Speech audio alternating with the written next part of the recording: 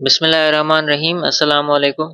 आज के इस लेक्चर में हम 3 थ्योरीज़ को डिस्कस करेंगे। फर्स्ट है labelling theory, second differential association theory और थर्ड है न्यूट्रलाइजेशन थ्योरी। एक-एक करके इन 3 थ्योरीज़ को डिस्कस करते हैं। इनका स्कोप जो है वो लिमिटेड है। तो सबसे पहले है लेबलिंग थ्योरी।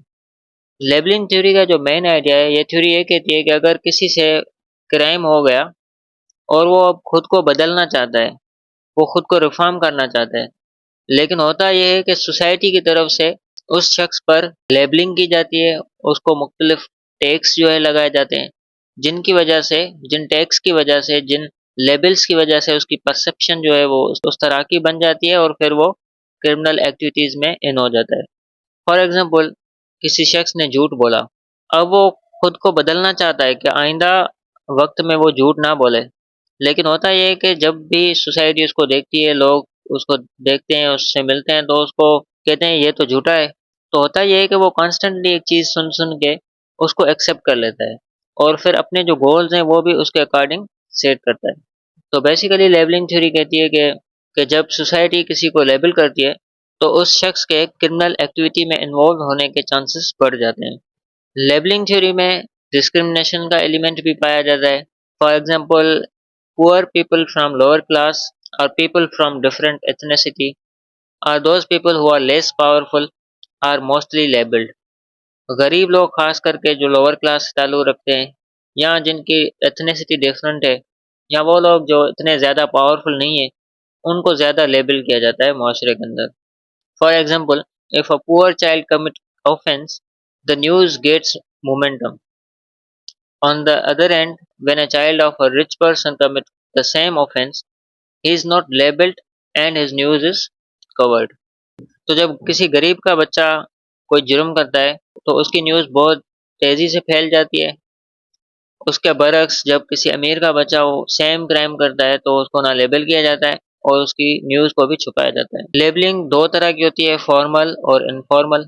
फॉर्मल लेबलिंग में जब पुलिस की तरफ से, कोर्ट की तरफ से, कोर्ट के जो ऑफिसर हैं, पुलिस के ऑफिसर हैं या स्कूल के जो ऑफिशियल्स हैं, उनकी तरफ से अगर किसी फर्द को लेबल किया जाए तो वो फॉर्मल लेबलिंग कहलाएगी। इनफॉर्मल लेबलिंग तब होती है जब फैमिली की तरफ से, दोस्तों की तरफ से या मुआशरे के किसी लोकल अफराद के तरफ से लेबलिंग की जाए तो वो इनफॉर्मल लेबलिंग कहलाएगी। नेक्स्ट थ्योरी है differential association theory. Differential association theory was given by Edward Sutherland in 1939। ये थ्योरी एडविन सदरलैंड ने दी थी 1939 में। It says that criminal behaviour is learned and anyone could be affected. Family, friends and peers leave great influence on the life of an individual. ये theory ये कहती है कि criminal behaviour जो है वो सीखा जाता है और ज़रूरी नहीं है कि कुछ मखसूस अफराद ही इस चीज़ से मुतासिर हों। कोई भी शख्स इस चीज़ से मुतासिर हो सकता है, वो क्रिमिनल बिहेवियर लर्न कर सकता है। क्योंकि जो फैमिली है, फ्रेंड्स हैं, वो एक इंडिविजुअल की जो ज़िंदगी है उस पे अपना असर छोड़ते हैं। फर्दर ये थ्योरी कहती है कि techniques to commit crime are learned, techniques to defend crime are learned and techniques to escape after committing crime are also learned. यानी ये थ्योरी कहती है कि जो टेक्निक्स हैं वो सीखी जाती हैं। कौन सी टेक्निक, क्राइम को कैसे कमिट करना है, एग्जीक्यूट करना है, क्राइम करने के बाद खुद को कैसे डिफेंड करना है और उसके बाद क्राइम करने के बाद कैसे जो है एस्केप करें क्रिमिनल पनिशमेंट से।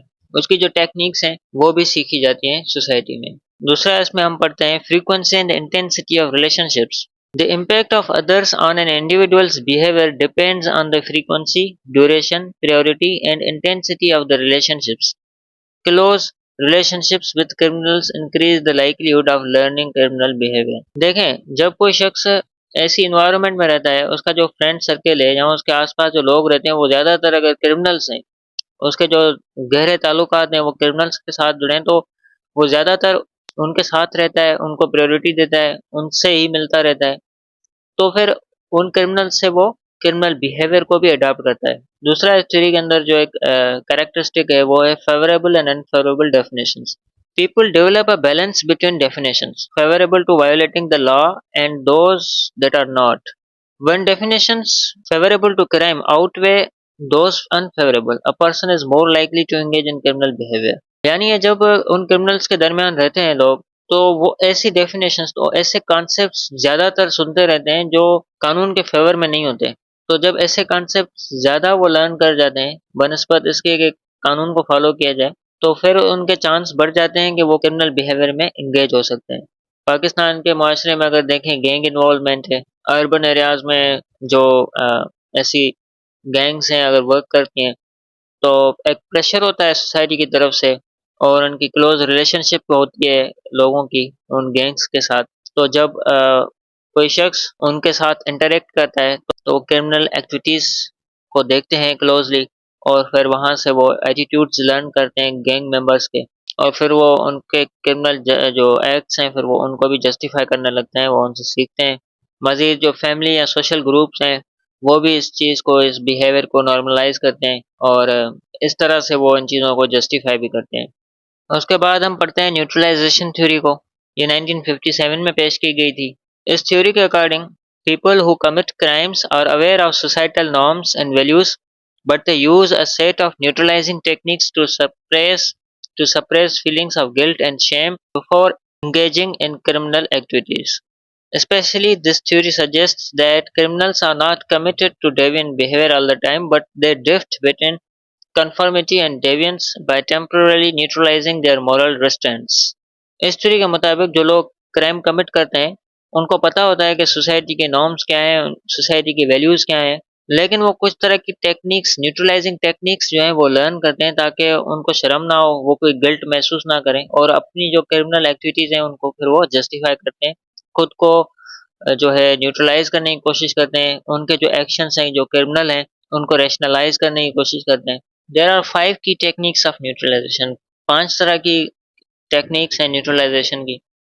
Number 1 denial of responsibility, number 2 denial of injury, number 3 denial of the victim, number 4 condemnation of the condemners, number 5 appeal to higher loyalties. एक-एक करके हम सबको पढ़ते हैं। नंबर 1 है डिनायल ऑफ रिस्पांसिबिलिटी। इसमें क्या होता है? The individual shifts the blame to external factors claiming they were forced into the situation or that circumstances beyond their control led to the crime. इसमें लोग एक्सटर्नल फैक्टर्स पर जो है ब्लेम शिफ्ट करते हैं। फॉर एग्जाम्पल वो कहेंगे मेरी तो कोई गलती नहीं है इस चीज़ में, मैं गलत जगह पे था गलत टाइम पे, तो इस वजह से मुझसे ये काम हो गया। इस तरह से वो खुद को न्यूट्रलाइज करने की कोशिश करते हैं। दूसरी जो टेक्निक है वो है denial of injury. The offender believes that their actions did not cause any real harm, so it is not truly wrong. इसमें वो क्या कहते हैं कि देखें किसी को हर्ट तो नहीं हुआ, कोई भी हर्ट नहीं हुआ है, तो इसमें क्या ऐसी कोई बिग डील है। इस तरह से फिर वो न्यूट्रलाइज़ करते हैं खुद को। तीसरी जो टेक्निक है न्यूट्रलाइज़ेशन की वो है denial of the victim. The criminal rationalises their actions by suggesting that the victim deserved what happened to them. यानी क्रिमिनल जो होता है वो इस चीज़ अपने जो एक्शंस है उसको इस तरह से रैशनलाइज़ करता है कि जो विक्टिम है वो तो डिज़र्व करता था, जिसके साथ ये हुआ है वो तो डिज़र्व करता था ये चीज़। इस तरह से फिर वो खुद को न्यूट्रलाइज़ करता है। चौथी जो टेक्निक है ऑफ न्यूट्रलाइज़ेशन वो है condemnation of the condemners. The offender deflects attention by pointing out the flaws or corruption of those who disapprove of their behavior. For example, law enforcement, government. तो इस टेक्निक के अंदर क्रिमिनल बेसिकली दूसरों पे जो है ब्लेम शिफ्ट करता है। वो कहता है कि जो मुझे कंडेम कर रहे हैं दरअसल तो क्रिमिनल वो हैं, वो खुद करप्ट हैं। ये जो पुलिस वाले मुझे कह रहे हैं कि मैं क्रिमिनल हूँ, वो खुद करप्ट हैं, वो खुद क्रिमिनल हैं। इस तरह से वो खुद को जस्टिफाई कर रहा होता है, खुद को न्यूट्रलाइज करने की कोशिश करता है। पांचवी जो टेक्निक है वो है appeal to higher loyalties. The individual justifies their actions as being done for a greater cause और for the sake of loyalty to a specific group. इसके अंदर जो क्रिमिनल होता है वो अपने उन एक्शंस को, जो क्रिमिनल एक्शंस हैं उसके या क्रिमिनल बिहेवियर है उसको ऐसे जस्टिफाई करता है कि जैसे ये अगर मैंने किया है तो वो मैंने अपनी फैमिली के लिए किया है, मैंने अपने दोस्तों को सपोर्ट करने के लिए किया है, ये मैंने अपने मुल्क के लिए किया है, ये मैंने अपनी कौम के लिए किया है। इस तरह से वो हायर लॉयल्टीज को सीख करता है और फिर अपने अपने क्रिमिनल एक्ट्स को जस्टिफाई करने की कोशिश करता है। पाकिस्तान के अंदर हम इसके मिसाल देखते हैं तो इन केसेस ऑफ ऑनर किलिंग जो मुल्ज़मान होते हैं, क्रिमिनल्स होते हैं, वो डिनायल ऑफ द विक्टिम करते हैं। वो जस्टिफ़ाई करते हैं अपने क्राइम को कि जो विक्टिम है उसने हमारे फैमिली के लिए डिसऑनर का सबब बना और इस वजह से हमने उसको पनिशमेंट जो दी है वो डिज़र्व करते थे। इस तरह से वो अपने क्राइम को जस्टिफ़ाई करने की कोशिश करते हैं।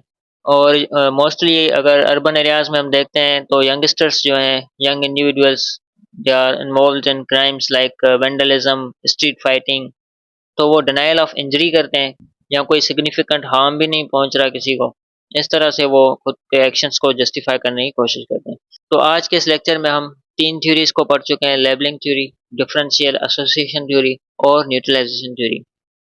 अब लास्ट टॉपिक जो सेक्शन 1 का रहता है सीएसएस के सिलेबस के हिसाब से, वो है Islamic perspective on deviance in crime.